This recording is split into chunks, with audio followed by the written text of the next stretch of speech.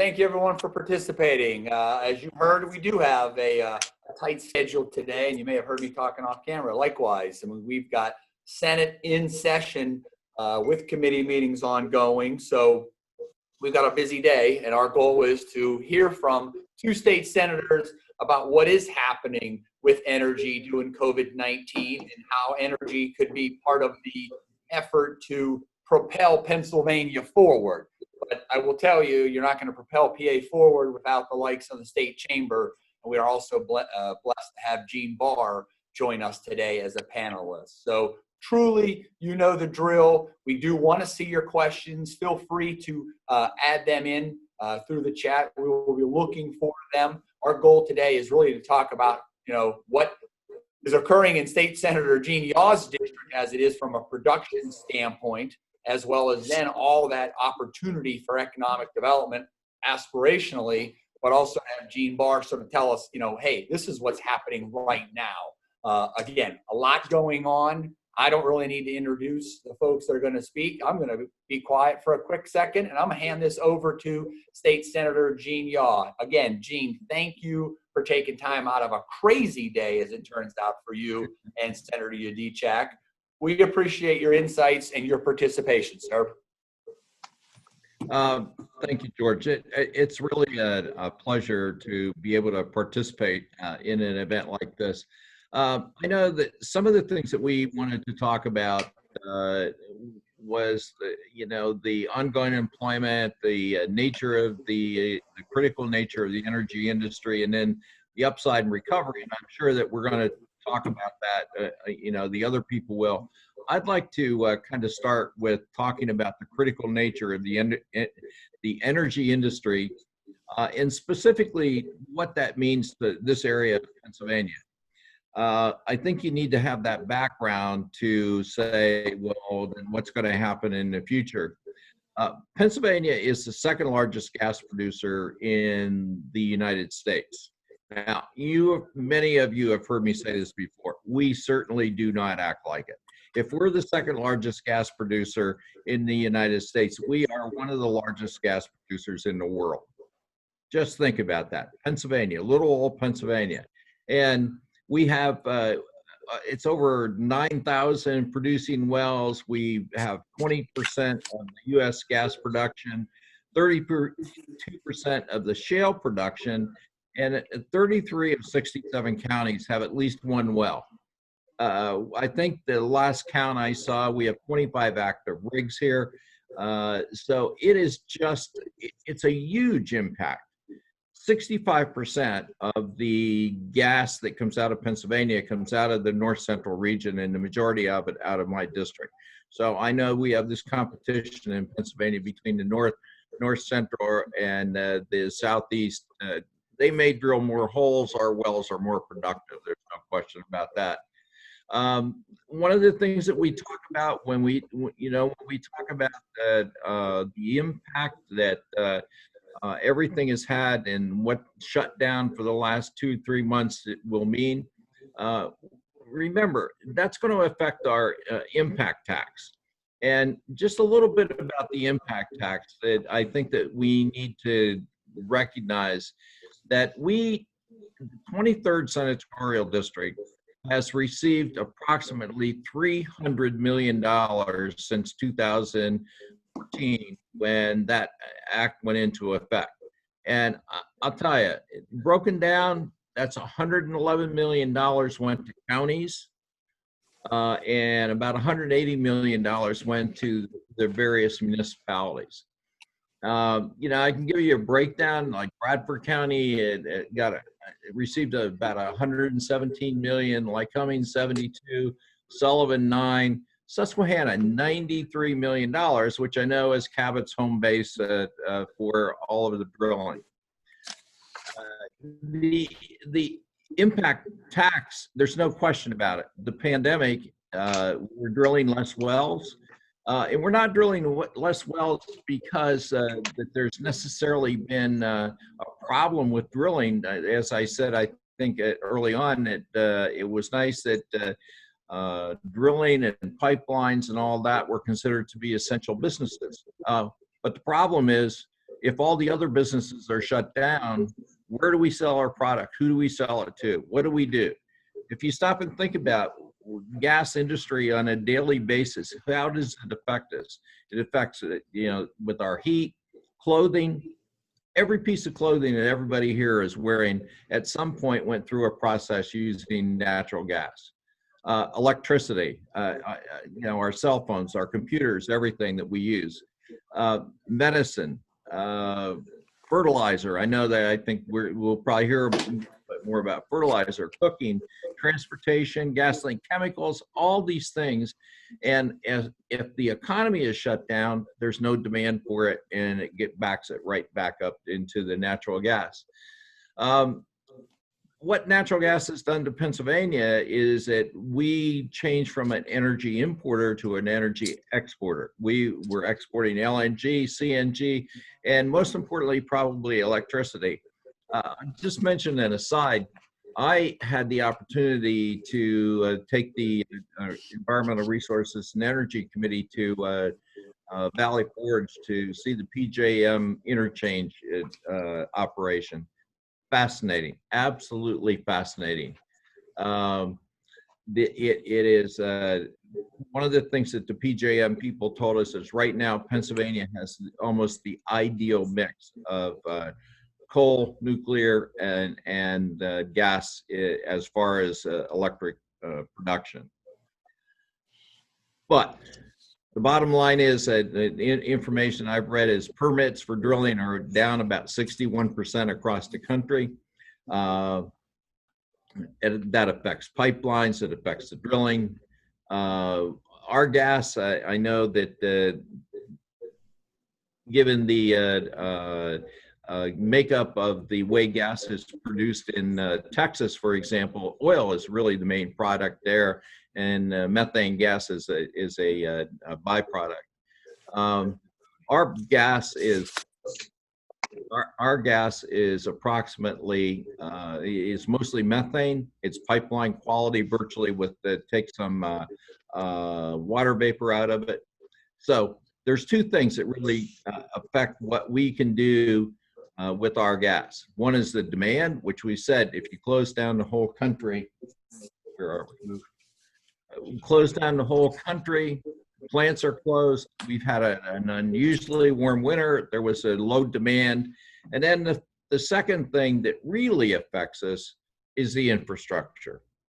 And the infrastructure is what is really, in my opinion, really causes us a problem. Pipelines, we can't get our gas to New England where it's really needed. We can't get gas to New England where we need to, and the reason is mainly we can't get a pipeline through New York. Unfortunately, then where New England and New York get gas is they buy it from Europe, or mainly Russia. One of the areas that I would like to mention specifically is about a week ago or 2 weeks ago, I guess, the New York DEC and New Jersey DEP rejected a Williams pipeline application to build a new line in New York. That project alone would have supplied Pennsylvania natural gas to Queens, I think Brooklyn, and a part of Long Island. And now, this lack of a pipeline development, what does it do? It just compounds our recovery problems because we can't get the gas to where it needs to go in the United States. We can't get it out of Pennsylvania. I mean, we want to service New England. We can't. I'll tell you one other thing, and this may come up, RGGI. Most of you know what RGGI is. I think that the gas pipeline issue is really reflective of where we're going with RGGI. Those states that don't want us to build pipelines through them, New York and New Jersey, they're the same states that the administration wants to get in bed with as far as the RGGI issue. I can't see getting in bed with them about a regional greenhouse gas initiative when they are not our friends as far as helping with the gas production. That just makes sense to me. I mean, you can kill off one industry by lack of by the lack of pipelines, and we can take out another industry, mainly coal, by the emissions requirements that appear under RGGI. So with that, I'll stop talking about it. I think that there's three things that I think that are critically important in everything that we do. It ties in with the economy, it ties in with the environmental issues, and that is this. You need energy. We have energy, and with energy comes an economy. And then when you get an economy, you can afford to deal with the environment. That's kind of the three interrelated issues that we all face, and whether it's us from legislators or from business-wise or the Chamber of Commerce, those are things which we need to do. I think that the gas industry during the COVID-19 issue has survived very well, but once again, it's demand and infrastructure. That's the touched on in the points where we're hurting. And Gene, we appreciate your highlighting, what your district's doing in a sense of producing it. But there's no doubt that, again, when you get to Luzerne and the infrastructure, the highways, the rail that comes through your district, Senator Yudichak, there's the upside. So again, appreciate you taking time out of your busy schedule today also to join us, and truly appreciate your insights on how you see this issue playing out. Well, thank you, George, and thank you, Gene. It's an honor to be on this panel. I want to thank George Stark, Cabot Oil and Gas, and as well as all your colleagues in the Pennsylvania energy industry for putting together today's webinar. More importantly, thank you all for creating more than 300,000 energy sector jobs in Pennsylvania, making the United States, not just Pennsylvania, but the United States, the #1 producer of natural gas in the world, while also helping Pennsylvania cut CO2 emissions by over 30% over this last decade. I hope everyone is safe and healthy during this unique and challenging pandemic. You have put me on a panel today with my two favorite Genes, Senator Gene Yacht and Gene Barr. And if you threw me out and put in Gene Simmons of KISS, you would have hit the Gene trifecta today. But you're stuck with me.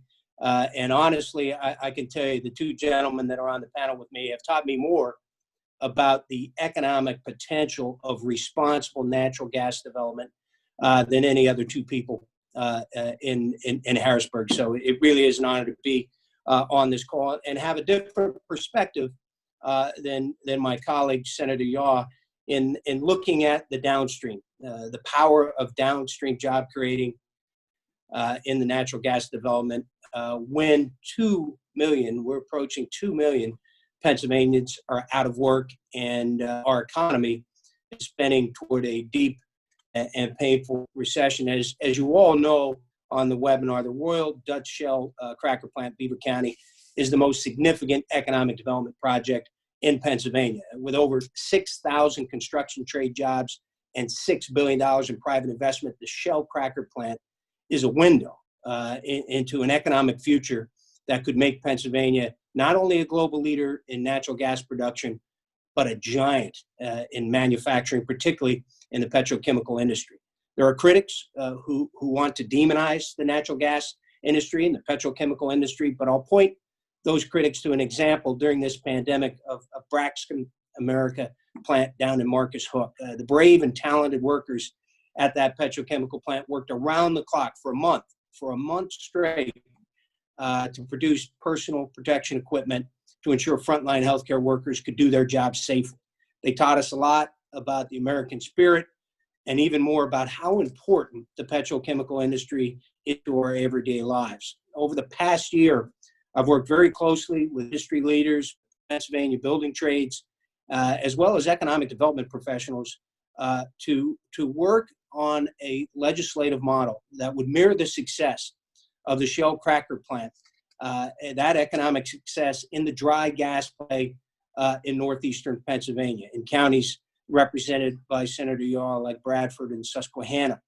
We've introduced and passed House Bill 1100, a bill that would help expand the petrochemical industry here in Pennsylvania. The House Bill 1100, known as the Energy and Fertilizer Manufacturing Tax Credit. It would create a tax incentive to a company willing to invest upfront $450 million, create 800 new construction trade jobs, pay prevailing wages, and use Pennsylvania natural gas to produce a Pennsylvania manufactured project. As I mentioned, House Bill 1100 is modeled off of the Shell tax credit, and its unique design means no state funds. Let me say that again. No state funds are needed up front. This is designed as a 20% reduction on a company's qualified tax liabilities only after a plant is built, workers are paid, and a product is manufactured and sold. The energy and fertilizer manufacturing tax credit can be sold to both upstream and downstream companies to further multiply the economic benefit of this tax credit. Think about the economic supply chain over the anticipated 4-year construction phase of a dry gas fertilizer plant. The wages and tax revenue over that time, according to the Pennsylvania Manufacturers Association, would exceed $800 million. That's nearly $1 billion in direct economic stimulus over a 4-year period of time before a single dime in tax credits would be applied to the company's back-end tax liabilities. With Pennsylvania's budget looking at a $4 billion shortfall, House Bill 1100 is perfectly timed to unleash the economic potential of the petrochemical industry in the dry gas play at no upfront cost to the state budget. House Bill 1100 passed the Senate 39-11, passed the House 157-35 with broad bipartisan support. Regretfully, Governor Wolf has vetoed House Bill 1100 on the grounds that he prefers to do these economic development projects on a case-by-case basis. This despite the governor and DCD continuing to promote the effectiveness of the Shell tax credit to, in their words, grow the petrochemical manufacturing industry in Pennsylvania exponentially. It is the plan of the General Assembly, with the assistance of the Pennsylvania building trades and our industry partners, to override the governor's veto before the end of this legislative session, which concludes in December of this year. As I mentioned, I represent Luzerne and Carbon counties, two counties that are just a bit south of the natural gas production boom occurring in Senator Yaw's district. With no well pads, but the availability of thousands of acres of rail-served industrial land, Luzerne and Carbon counties can be a downstream economic hub for the petrochemical manufacturing industry. Northeastern Pennsylvania's unemployment rate is always a point or two higher than the state average. Our wages are always lower than the state median wage, and we're always first into the recession and the last ones out. The natural gas industry and downstream manufacturing can be an absolute game changer for the economy of Northeastern Pennsylvania and the counties that I represent. But we have to set the stage with appropriately designed incentives, as we did with the Shell cracker plant, that will help us compete with Texas, Louisiana, Ohio, and West Virginia, who are all passing legislation, putting tax incentives on the table, and making a play to lure petrochemical plants to their states. As one potential developer, Ellis Energy, that is looking at building a $500 million plant in northeastern Pennsylvania, they put it very clearly. If House Bill 1100 is not on the table, that fertilizer plant will not be built in Pennsylvania, and those jobs will go to Ohio and West Virginia. It's that simple. We're either in the game or we're not. We either compete for the future of the petrochemical industry in Pennsylvania, or we turn our backs on the Pennsylvania unions work, turn our backs on the natural gas industry here in Pennsylvania that are looking for downstream opportunities to rebuild Pennsylvania's manufacturing sector, or we watch thousands of jobs and economic prosperity migrate to other states at a time when Pennsylvanians are desperate to rebuild our economy.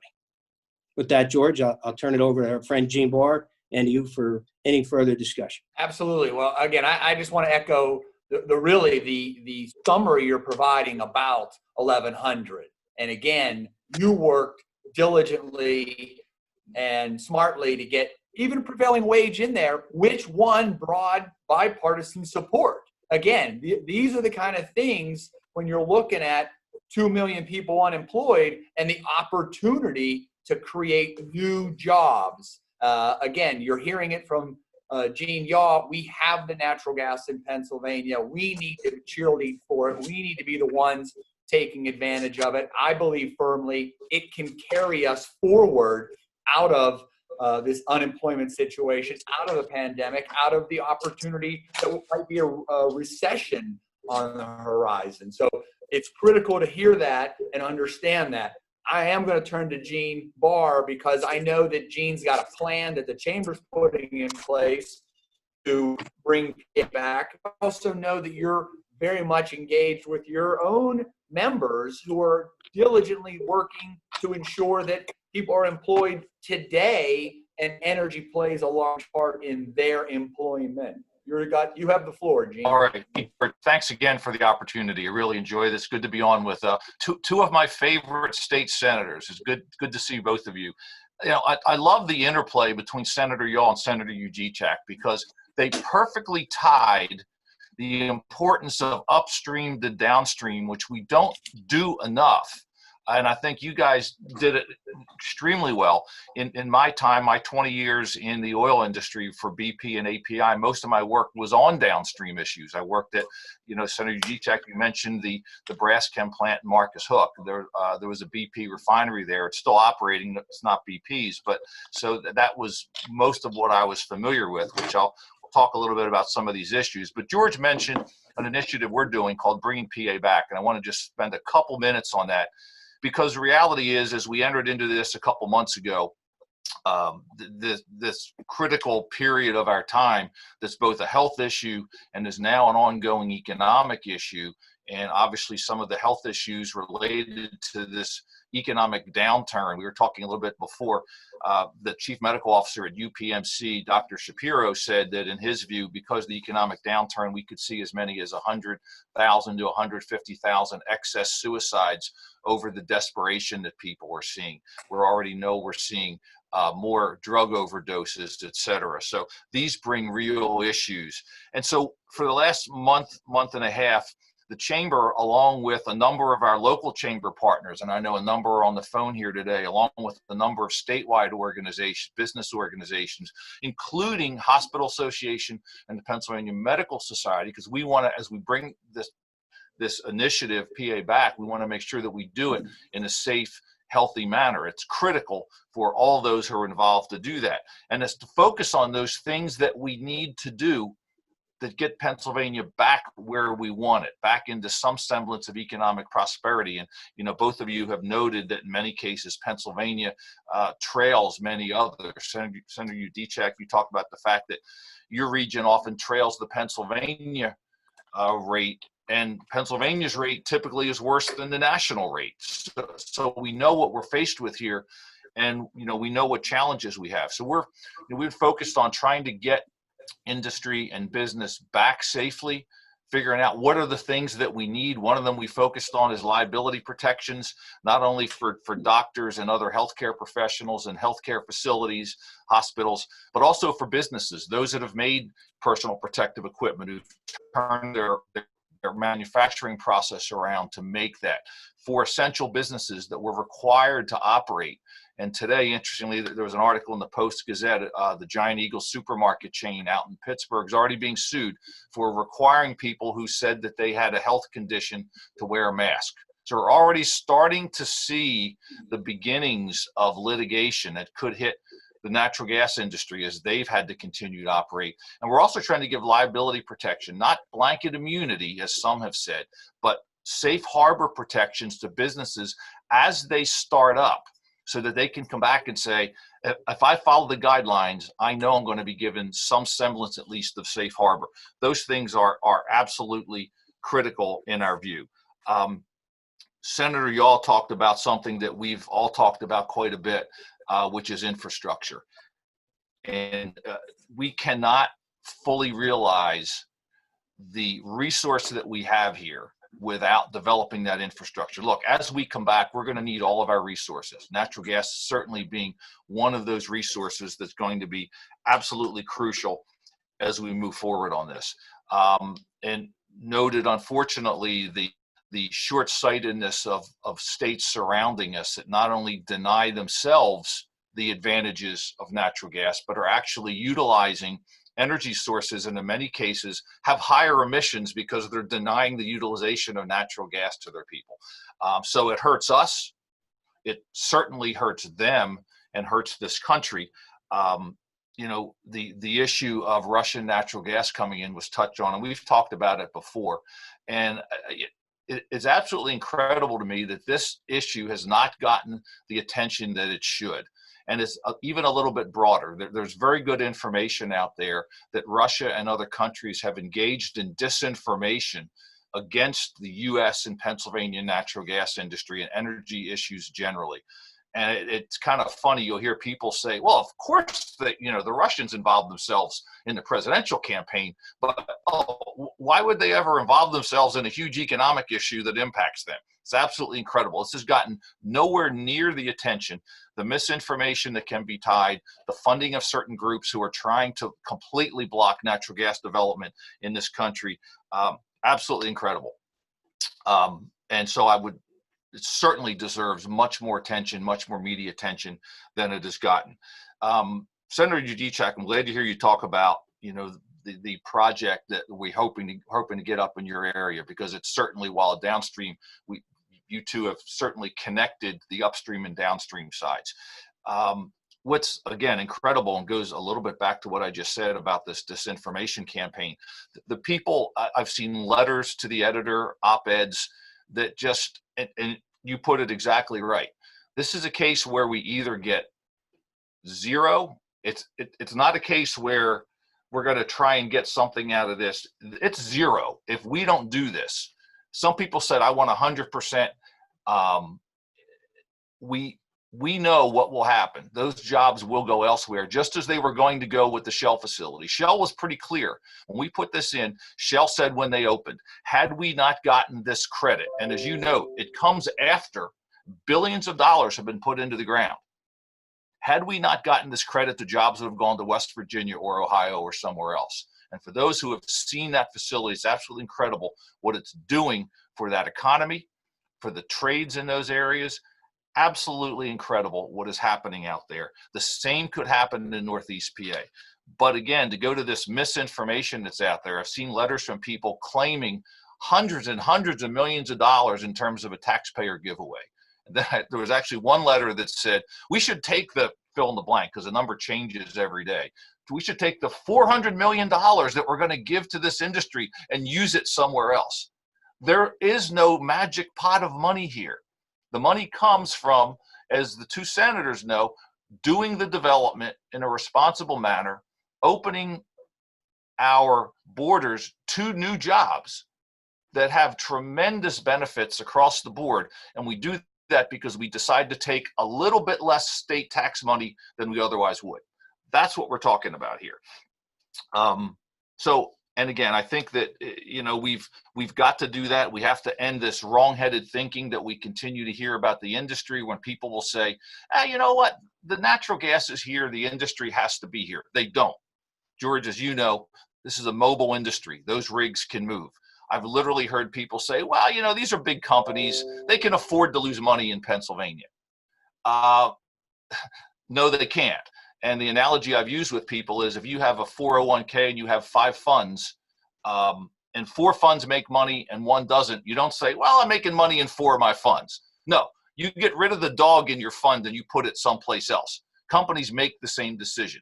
If they're not making money in Pennsylvania for whatever reason it is, because they're taxed too high, or the permitting issues are there, or they can't do it, they will go somewhere else. There are plenty of opportunities for investment, not only in this country, but internationally. And particularly now, coming out of this, we need to make sure that as we are bringing ourselves back, we do not put additional hurdles, barriers to implementing more investment in this Commonwealth. It would be the exact wrong-headed thing to do. We cannot do that, whether it's taxation, whether it's additional regulation, whatever we're talking about, we have to make sure that we don't do it.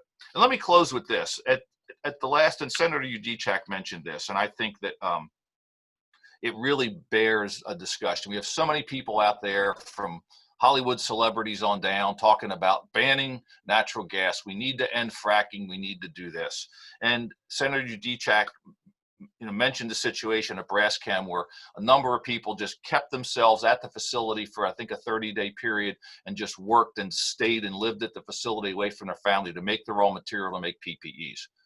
Without natural gas and oil, there are no PPEs. It doesn't happen. And our friends at Pyoga, and we had talked about this a little bit before, had an interesting pictorial. If you take the typical emergency room in a hospital, there are more than 90 items in that emergency room that are only made possible because of oil and natural gas. Things like EKG leads, IV pumps and power cords, laminated charts, all kinds of medical plastics, thermometers, stethoscope, bandages, parts for syringes, intubation blades, crutches, you name it.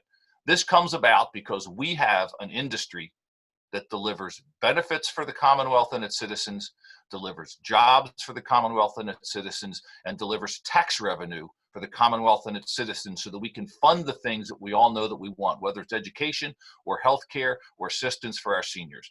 That's what we get when we have a vibrant natural gas industry in Pennsylvania, and that's why it needs to be protected and developed in a responsible manner.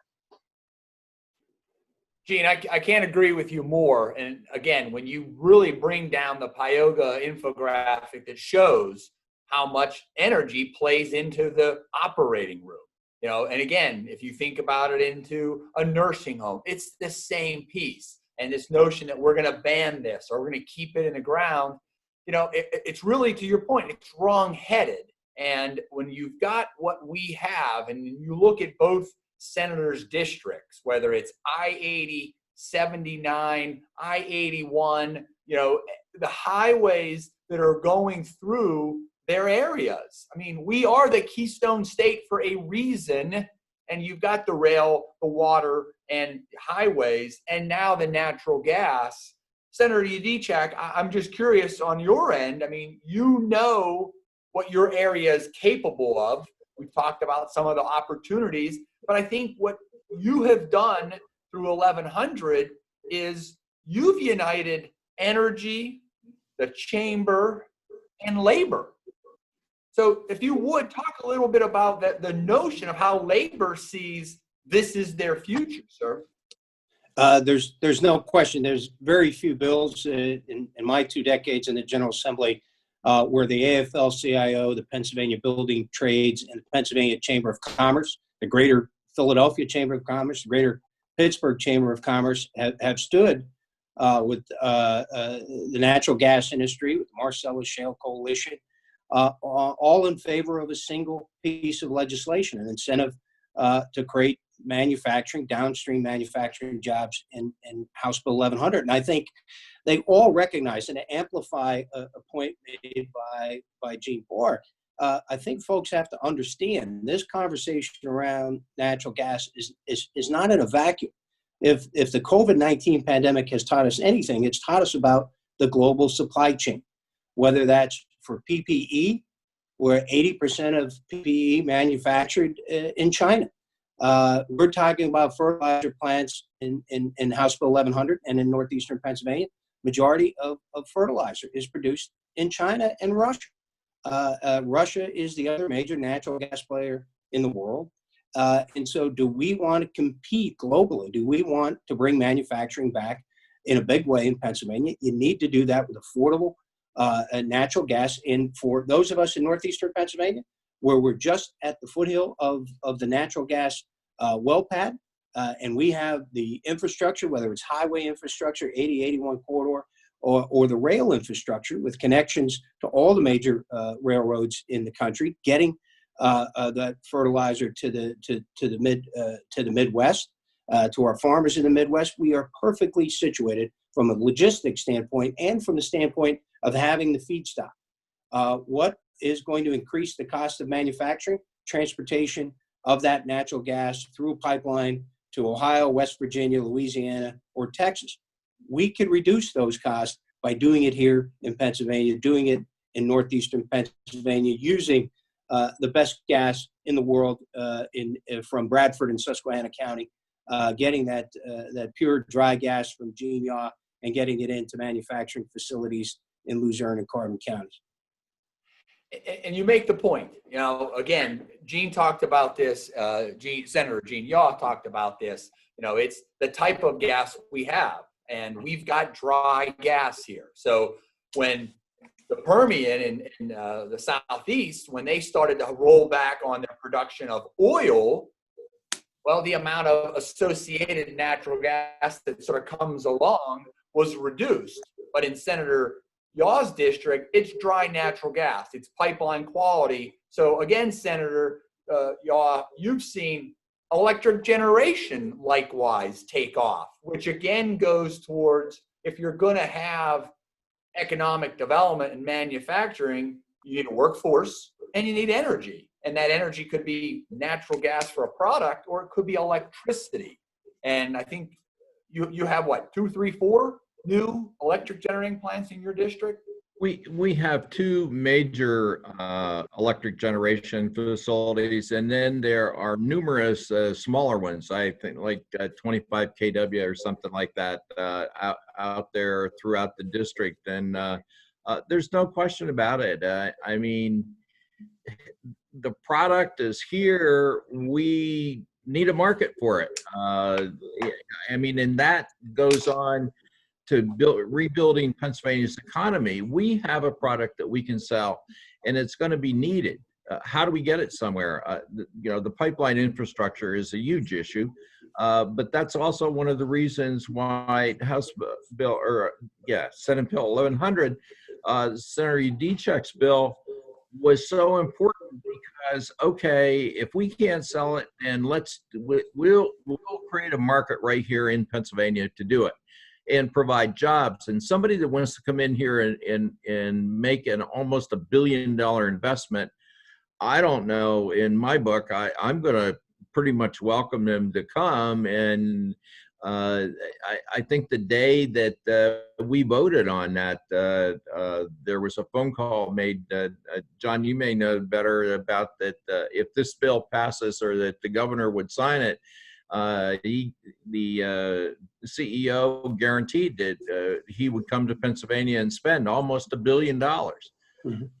I don't know. It seems to me that there's some things out there that we can do, and we're just not doing them.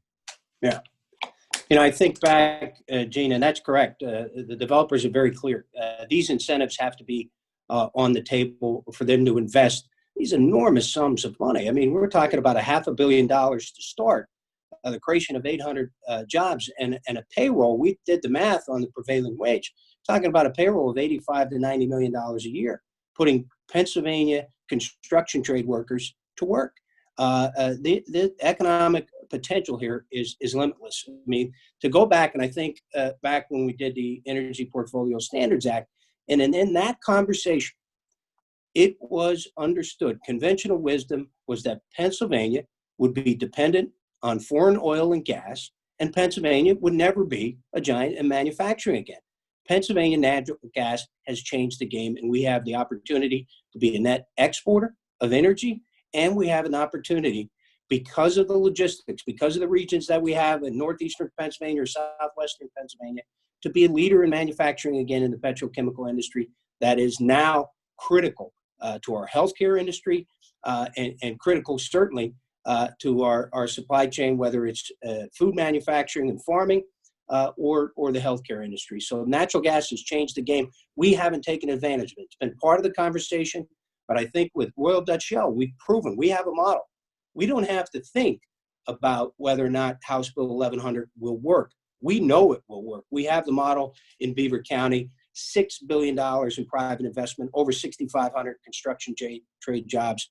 We can replicate that all across Pennsylvania, where we have a strong natural gas play like we do in northeastern Pennsylvania. George, two things. Let me just add in, because there's a lot of really good stuff in there. First off, and I know we've talked about this before, but I think it bears some repeating when you hear about the benefits that this project could bring. We contrast the reception that natural gas has been given to that was given to Amazon in the attempts to recruit Amazon to this area. We weren't successful. but we're all falling all over each other to see how much we could throw at Amazon. Here you have the natural gas industry, the upstream side, that said basically, just let us in. Give us a reasonable way to permit. Just make it reasonable.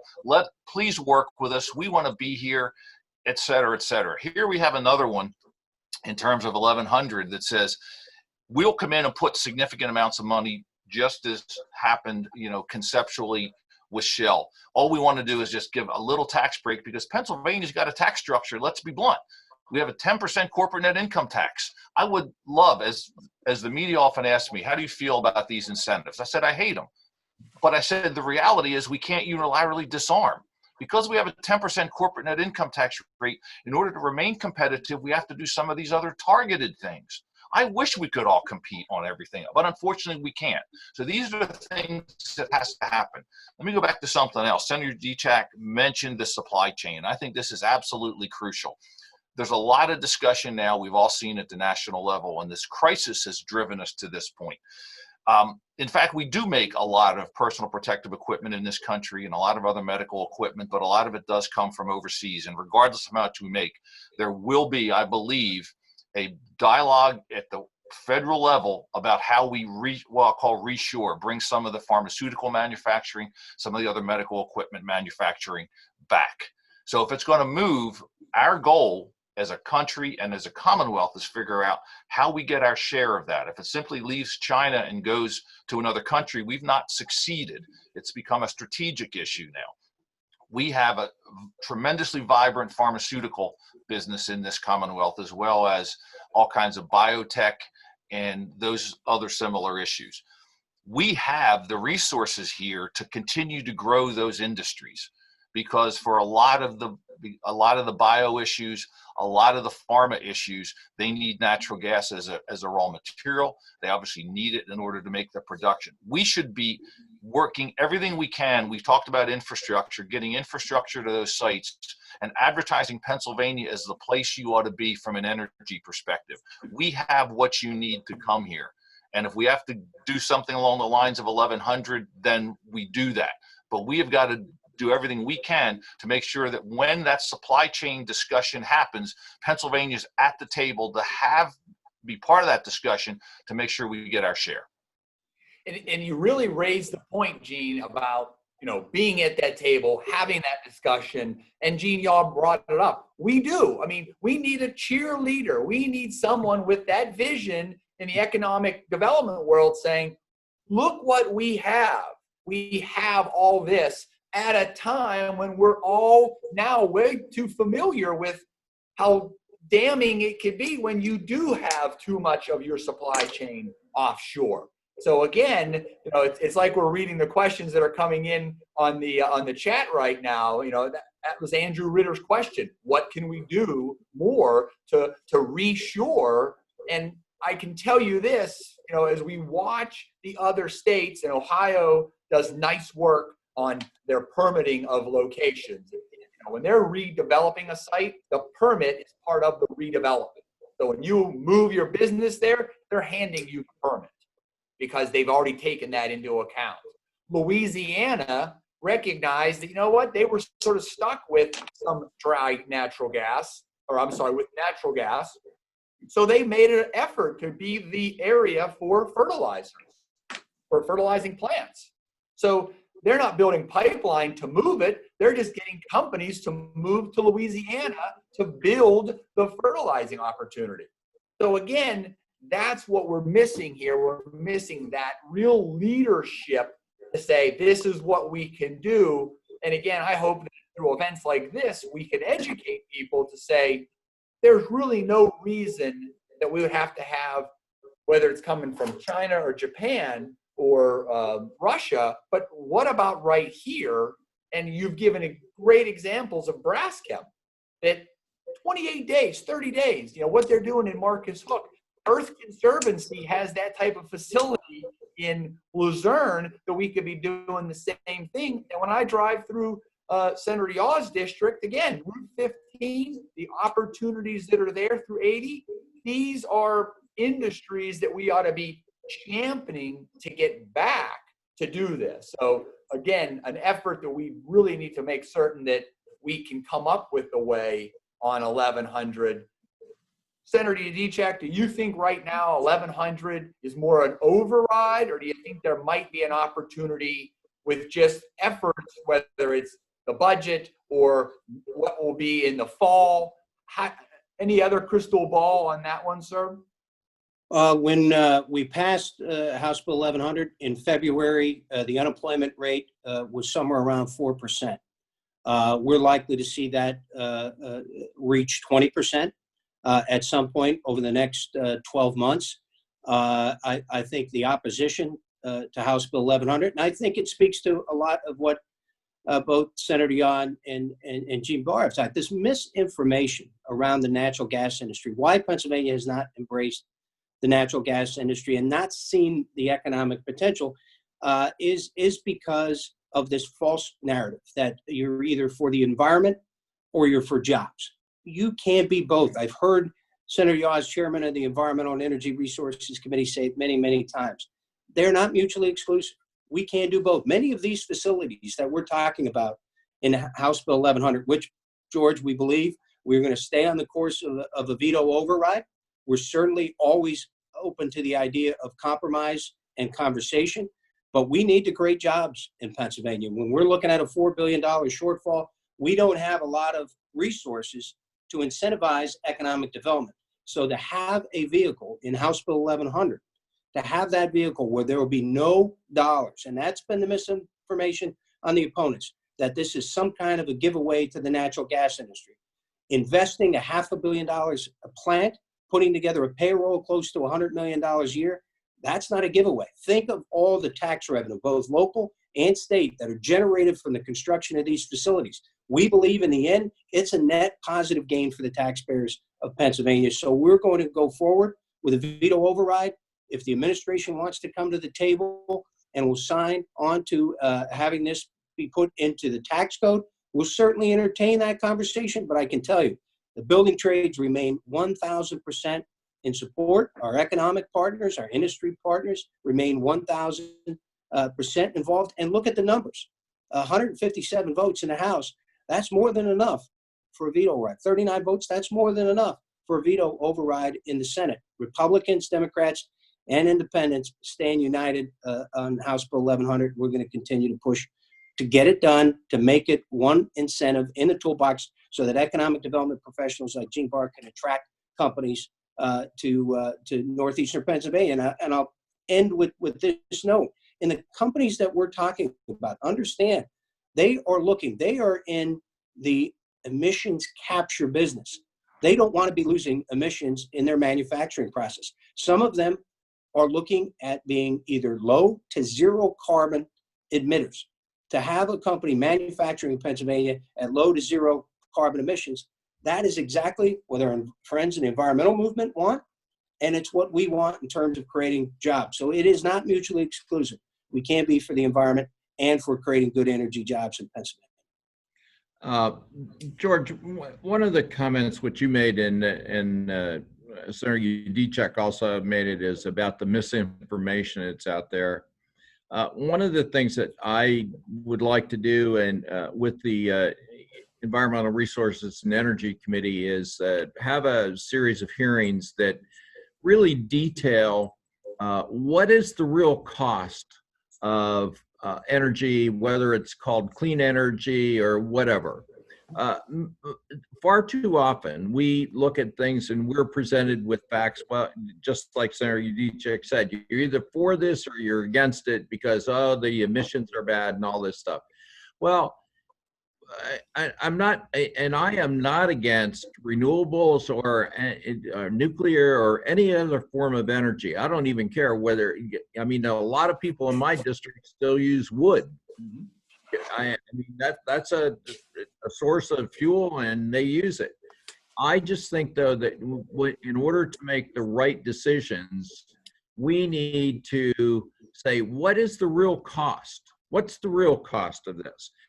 And if you talk about solar panels just don't drop out of the sky. Windmills don't just drop out of the sky. You know, how many years does it take to build a nuclear power plant? how much emissions are created by the concrete that goes in, the concrete and steel that goes into a nuclear power plant? I don't know, but these things, when you have to look at the entire picture of what's going on. I think that Pennsylvania there's no reason. Pennsylvania has the most diverse energy portfolio, in my opinion, of any state in the United States. And we're talking about, think about energy. We have an energy portfolio that's amazing.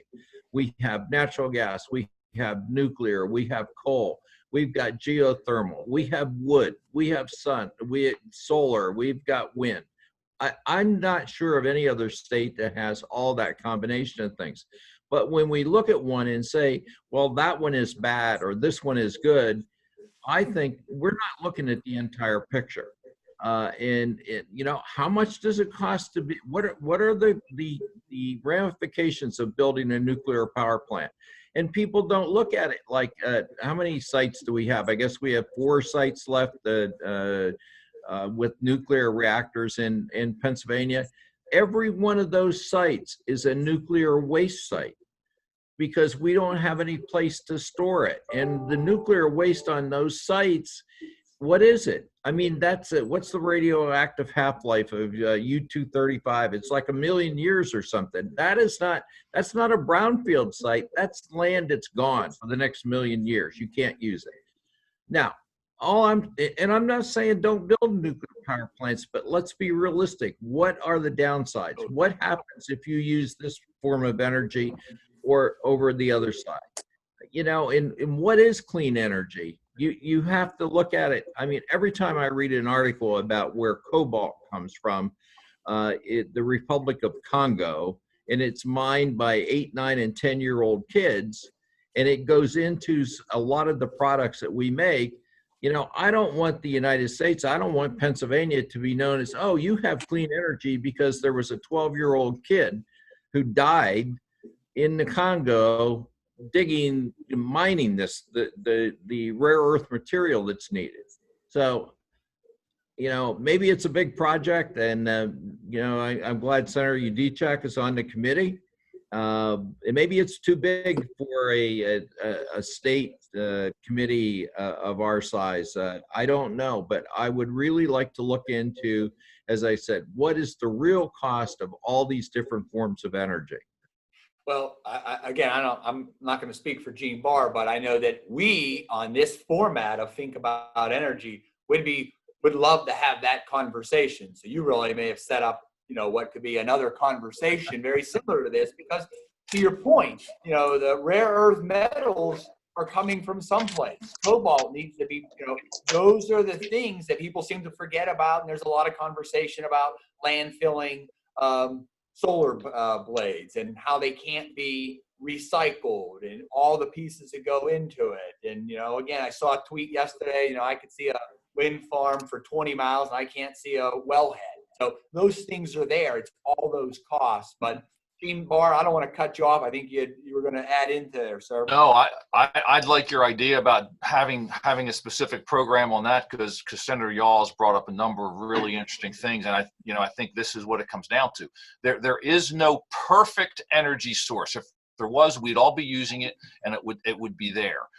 Every single one has its own pluses and minuses in terms of economics, efficiency, and environmental performance. That's why we at the Chamber support an all-in, because absent some kind of significant battery breakthrough, we have issues in terms of storage with wind and solar. There's new generations of nuclear coming in. Hopefully those will be able to be deployed. But there is no perfect source. As Senator Yaw pointed out, a lot of these rare earth minerals, because of where they're mined, have an environmental toll as well as a human toll. In addition to that, we just were talking a few minutes ago about how we supply chain by going into places. China is a tremendous source of these rare earth minerals. Now all of a sudden we're back to another strategic issue if we move to there. As I noted, I was in the oil industry for years, and for years people said, how come we can't use our own oil and natural gas? We now are.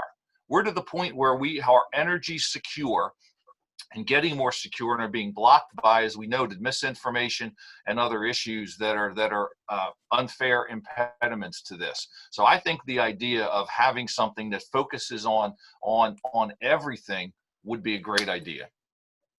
Well, again, let's stay with that one and look for a future one. I'm going to look through the questions, and a few of them we answered. You know, there was a lot of talk about reshoring. There's a lot of talk about infrastructure. There are two that may not have been addressed. One is a kudos, Senator Yaw, for supporting 1173 today with Senator Pittman. So you're getting a shout out for your efforts on 1173. But both senators, the question is being raised on a severance tax for November. Do you think that this is something that we need to be mindful? Again, you're putting a 5-month budget into place, but now we're into sine die.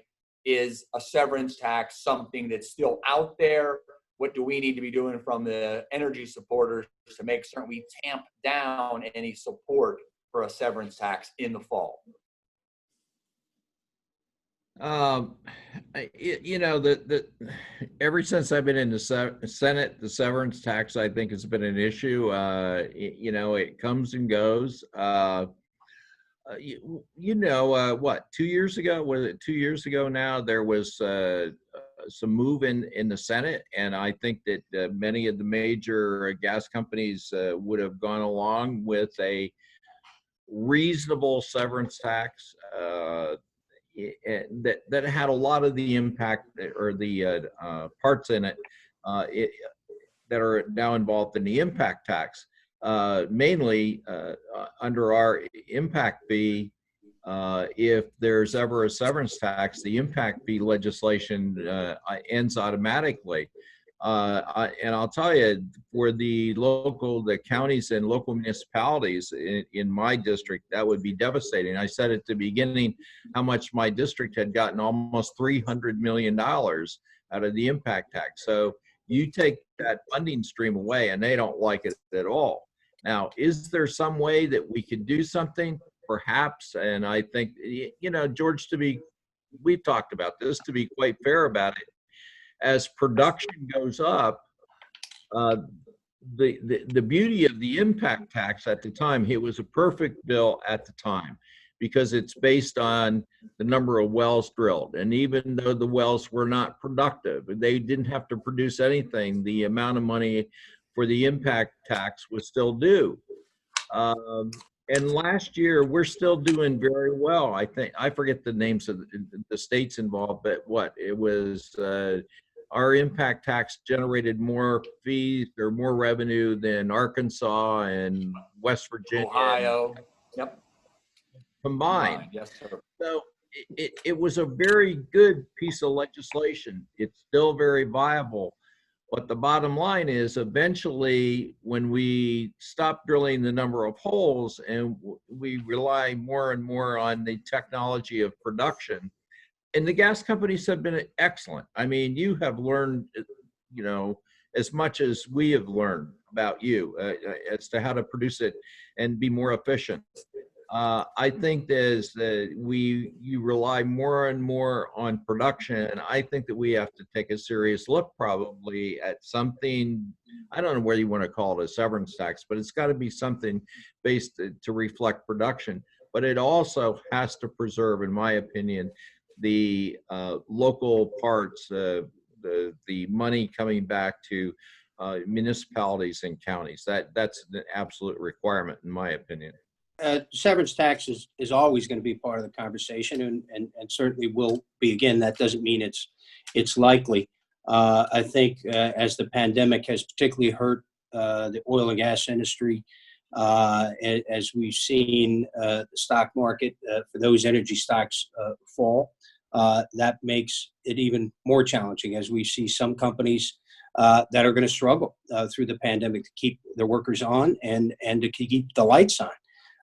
That's going to have to factor into the conversation. I was not a supporter of the local impact fee, one, because I thought production needed to be a part of it.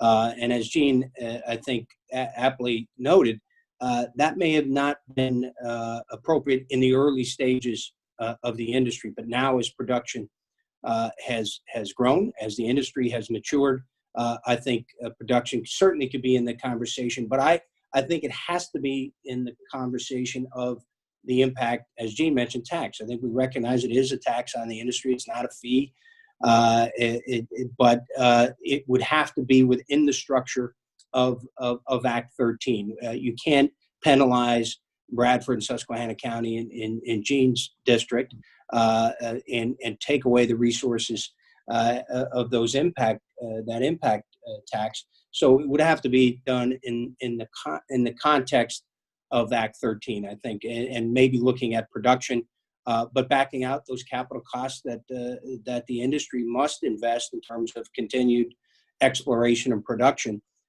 We can't minimize the investment made by these companies, but certainly when you're looking at a $4 billion shortfall, there's going to be all kind of conversation around revenue. And I think as we look at as we have this debate, and the two senators have noted it will likely happen again. One from some people, obviously not two of you. Some people want to do it to literally kill the industry. They think that's one way of doing it. But whatever we do, we have to factor in the fact we have a 10% corporate net income tax, and also factor in the fact that before the impact tax was done as part of an agreement, the industry would get certain things in terms of permitting, et cetera. Those things all got stripped away in courts. So I think the industry is a little bit gun shy about going back into this, into this discussion, and so I think we're going to need people like the two of you having that discussion, keeping that in the forefront, people who are supporters of the industry, making sure that we do the right things that continue to grow this industry and continue your efforts on behalf of bringing this resource to bear for all of Pennsylvania.